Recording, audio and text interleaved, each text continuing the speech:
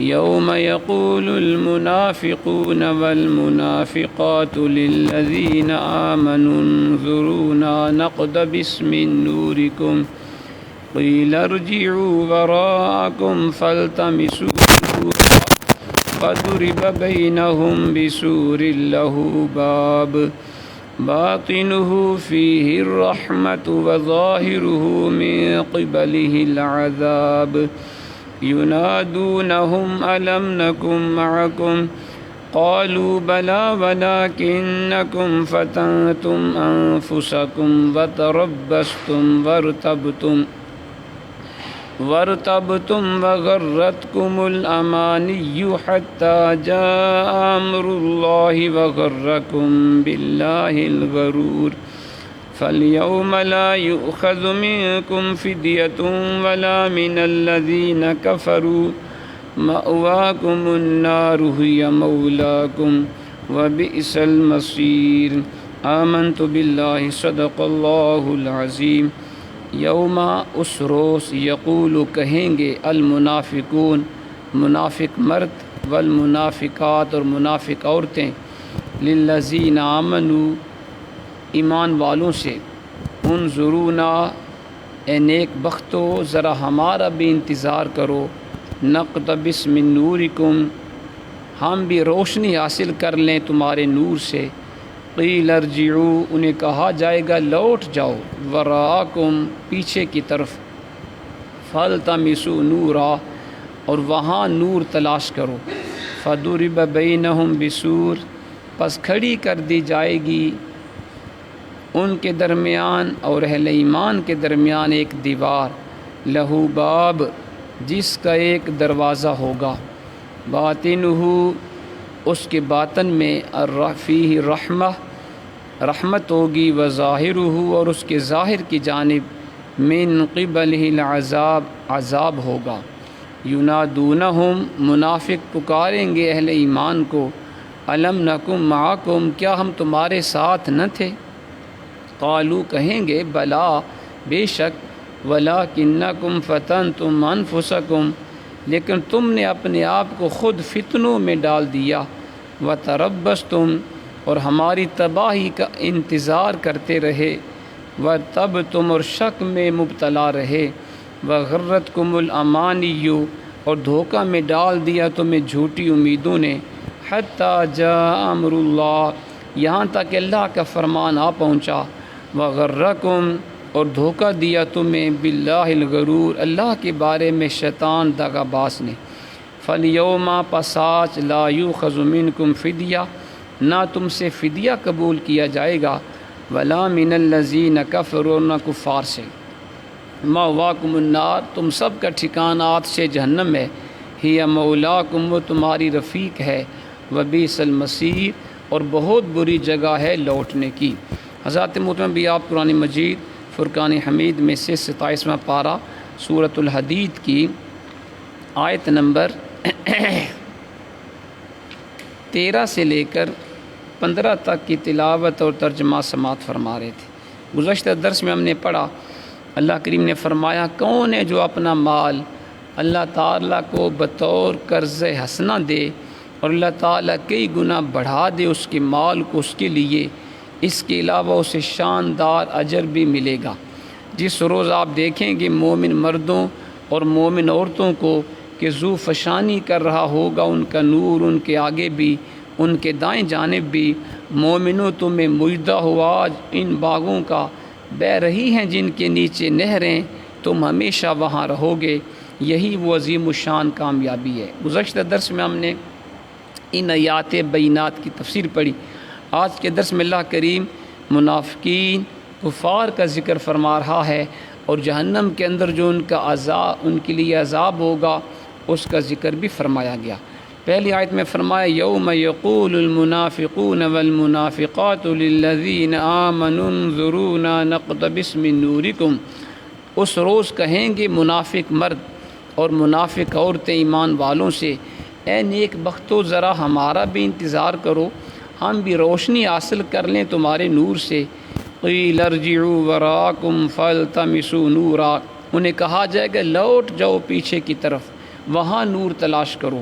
فضرب بینہم بسور لہ باب، بس کھڑی کر دی جائے گی ان کے اور اہل ایمان کے درمیان ایک دیوار جس کا ایک ہی دروازہ ہوگا۔ باطنہ فیہ الرحمت وظاہرہ من قبلہ العذاب، اس کے باطن میں رحمت اور اس کے ظاہر کی جانب عذاب ہوگا۔ منافق مرد اور منافق عورتیں جو اس دنیا میں اپنے آپ کو بڑے زیرک اور چلاک سمجھتے ہیں، قیامت کے روز ان کی حالت دیدنی ہوگی۔ چاروں طرف گھپ اندھیرا، نجات کے سارے راستے بند، اس سراسیمگی اور بیچارگی کے عالم میں وہ اہل ایمان کو کہیں گے ذرا اپنی روشنی میں ہمیں بھی تو چلنے دو، ذرا اپنا نورانی چہرہ ہماری طرف بھی تو کرو، شاید اس طریقے سے ہم نجات حاصل کر سکیں۔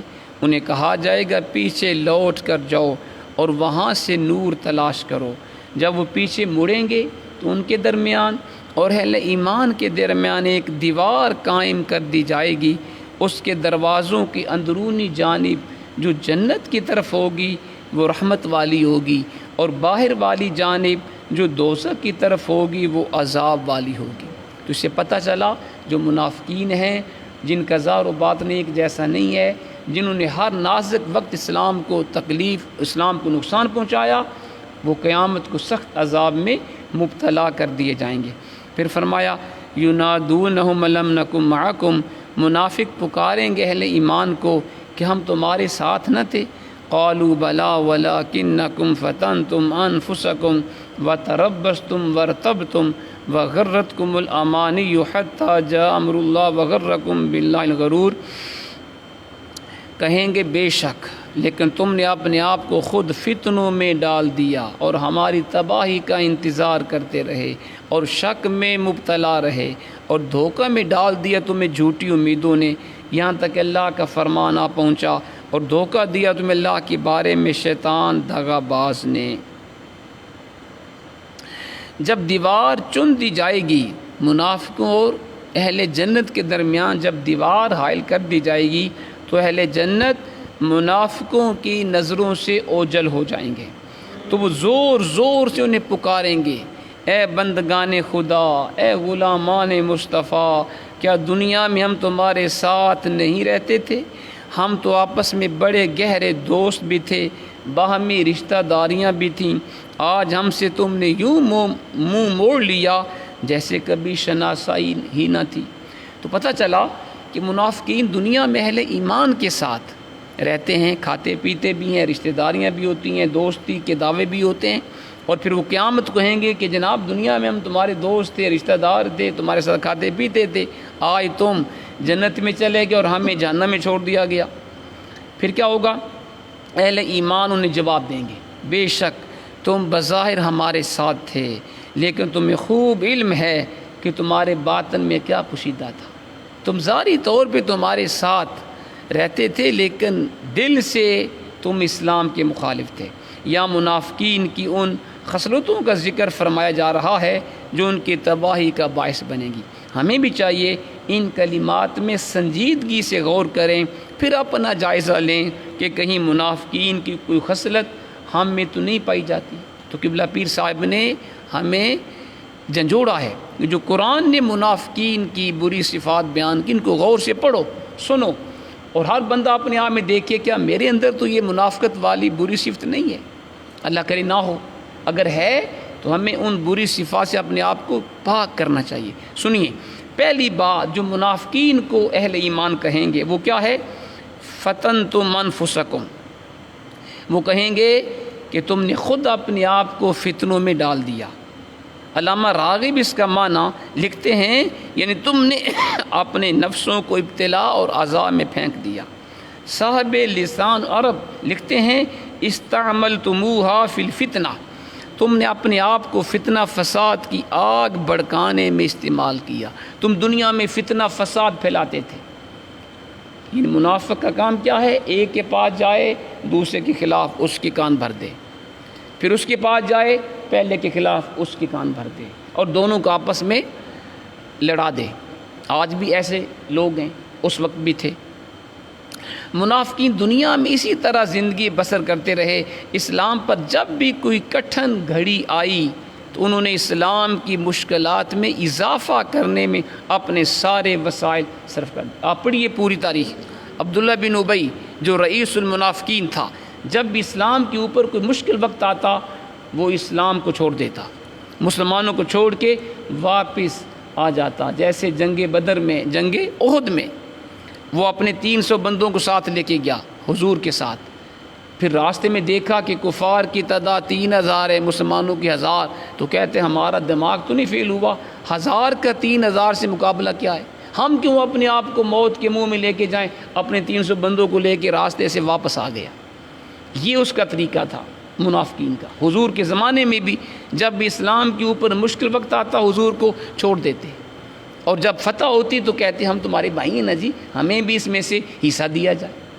یہ اس وقت تھا، اور آج بھی ہم دیکھتے ہیں کہ ان کے اولادیں آج بھی اسی طرح کے کام کر رہی ہیں. دوسری بات جو انہیں کہی جائے گی وہ یہ ہے وَتَرَبَّصْتُمْ. اہل ایمان دوسری بات منافقوں کو کہیں گے، یعنی کفر و اسلام کی کشمکش جب عروج پر تھی، تمہارا فرض تھا تم نتائج کی سے بے پرواہ ہو کر اپنی قسمت اسلام کے ساتھ وابستہ کر دیتے. توحید و رسالت کی جو شہادت تم نے زبان سے دی تھی تم پر لازم تھا اپنے عمل سے اس کو سچا کر دکھاتے، لیکن تم انتظار کرتے رہے کہ دیکھیے اونٹ کس کروٹ بیٹھتا ہے، پانسا کس کے حق میں پلٹتا ہے. عشق اور مصلحت بینی، ایمان اور موقع پرستی دو متضاد چیزیں ہیں. عشق اور ہے، مصلحت بینی اور ہے، ایمان اور ہے، موقع پرستی اور ہے. تربص کا ایک معنی ذخیرہ اندوزی بھی کیا گیا ہے. لسان العرب میں ہے المتربص المحتکر. علامہ جوہری بھی لکھتے ہیں المتربص کا معنی المحتکر، ذخیرہ اندوزی کرنے والا. اس انتظار میں رہتا ہے کہ جب جنس بازار میں نایاب ہو جائے، کم ہو جائے یا ختم ہو جائے، اس کی قیمت بڑھ جائے، اس وقت وہ اسے بیچے. اور آپ دیکھیں جی یہ منافقین کا طریقہ تھا. اس کا تربص کا ایک معنی کیا گیا المحتکر، ذخیرہ اندوز. یعنی ذخیرہ اندوزی کرنے والے کا کام کیا ہے کہ دیکھے کہ مارکیٹ میں کون سی چیز کم ہے اسے وہ چھپا لے، سٹاک کر لے. جب قیمت بڑھ جائے، جب مارکیٹ سے چیز ہو جائے غائب اور پھر قیمت اس کی بڑھ جائے، پھر وہ چیز لا کے مہنگی بیچے. اسے کہتے ہیں ذخیرہ اندوزی. اور آج بھی ایسے بدبخت ہیں. کیوں جی؟ آپ نے دیکھا نا کہ چینی کا بحران کیوں ہے؟ ذخیرہ اندوزوں نے کیا ہوا ہے. آٹے کی قیمتیں کہاں سے کہاں پہنچ گئی، چاول اور دیگر کھانے پینے کی اشیاء مہنگی کیوں ہیں؟ ذخیرہ اندوزی. ان کو ذخیرہ اندوزی کرنے والے وہ چیزیں غائب کرتے ہیں جان بوجھ کے، اور جب قلت ہوتی ہے پھر منہ مانگے دام دے کر وہ عوام کو بیچتے ہیں لے کر. یہ ہے منافقین کا شیوا. تو اسلام نے اس سے منع کیا ہے. تیسرا نقص جس میں وہ ملوث تھے وہ ہے ارتبتم. قرآن نے بیان کیا ارتبتم، یعنی ساری عمر تم شک میں مبتلا رہے.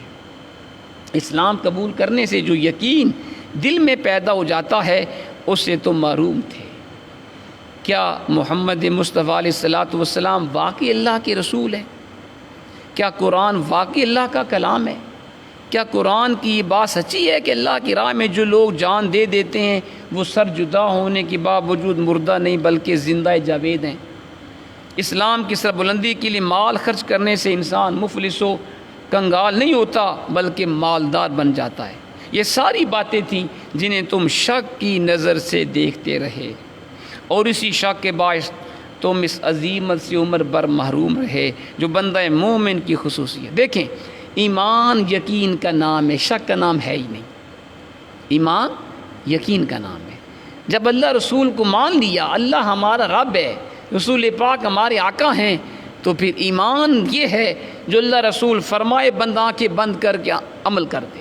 پھر شک نہ ہو کہ یہ میں نے کام کیا تو یہ نہ ہو جائے، میں نے اللہ کی راہ میں خرچ کیا کہیں غریب نہ ہو جاؤں، میں نے حق بات کی کہیں مجھے قتل نہ کر دیا جائے، میں نے رسول پاک کی عزت کے اوپر پیرا دیا کہیں مجھے جیل میں بند نہ کر دیا جائے، میں نے یہ بات کی فلاں کمیٹی والا یا فلاں میرا نمازی ناراض نہ ہو جائے. جب یہ بات آ جائے تو سمجھ لو ایمان کے اندر کمی ہے.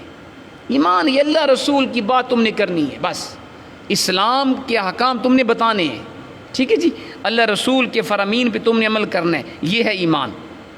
فرمایا آخر میں انہیں بتایا کہ جھوٹی امیدوں اور کھوکھلی توقعات نے تمہیں ہمیشہ دھوکہ میں رکھا، شیطان بھی تمہیں گناہوں پر اکساتا رہا، اس کی طفل تسلیوں میں تم یوں مگن رہے کہ اپنی اصلاح کا تمہیں کبھی خیال ہی نہیں آیا، یہاں تک کہ موت نے تمہارا رشتہ حیات کاٹ کے رکھ دیا۔ تو غرور کا معنی ہے شیطان۔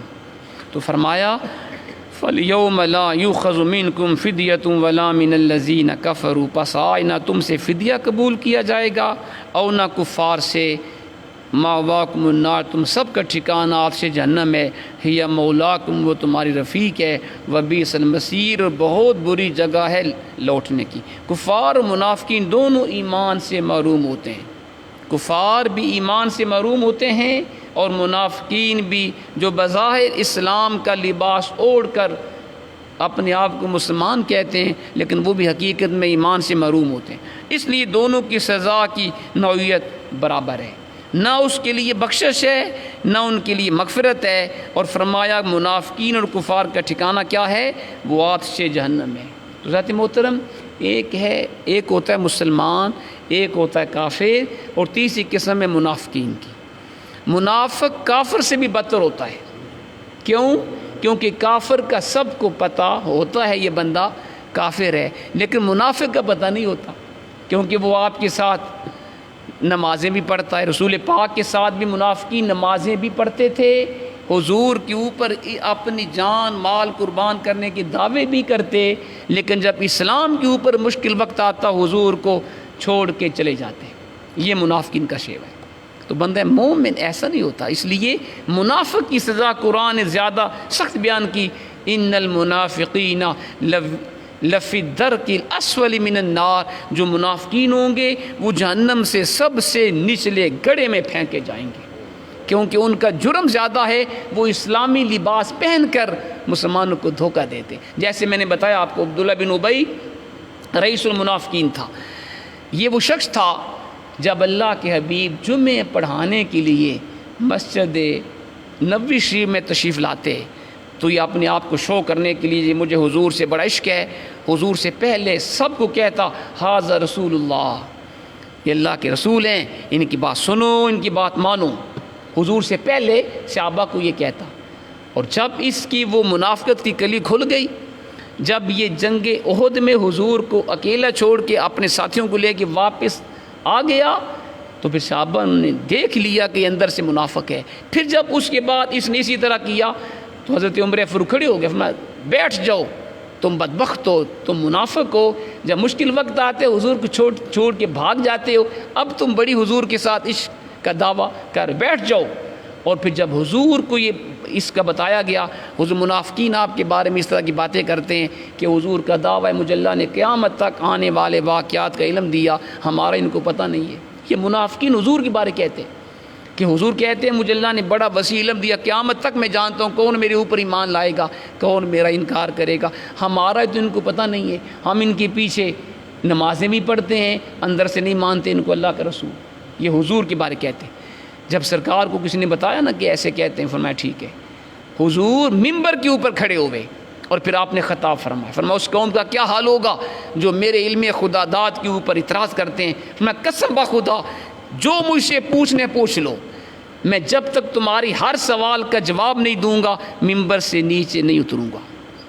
اور حضور بڑے جلال میں تھے، بڑے غصے میں تھے آپ۔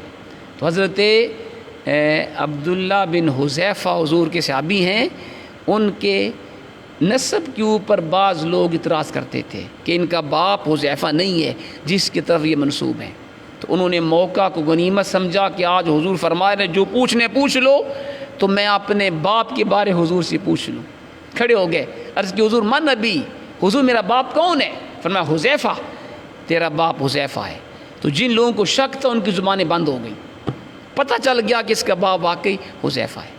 تو منافقین وہاں تھے، کسی کی جرت نہ تھی کہ کھڑا ہو کے بات کرتا، کیونکہ اس وقت اگر کوئی بولتا حضور اس کے سارے احوال کھول کے بیان فرما دیتے۔ تو سب خاموش رہے۔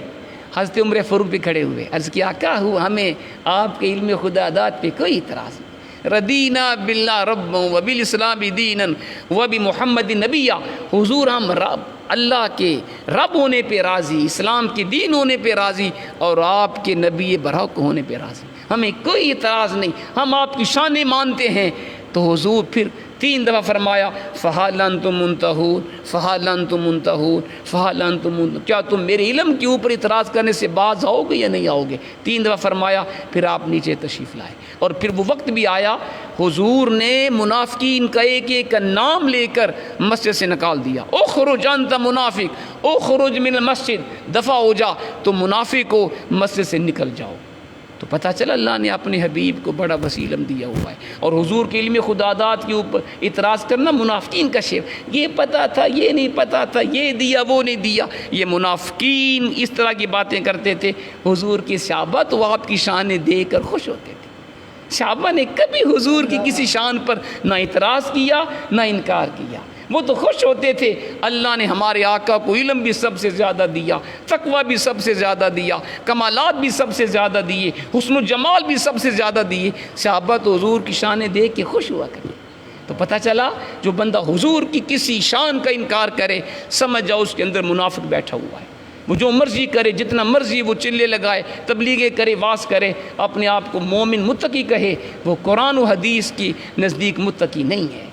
متقی وہ ہے جو حضور کا باادب غلام ہے، جو حضور کی اطاعت بھی کرے، آپ کی شانیں بھی مانے، کمالات بھی مانے، اور آپ کی نقش قدم پہ بھی چلے۔ اللہ تعالی ہمیں عمل کی توفیق عطا فرمائے۔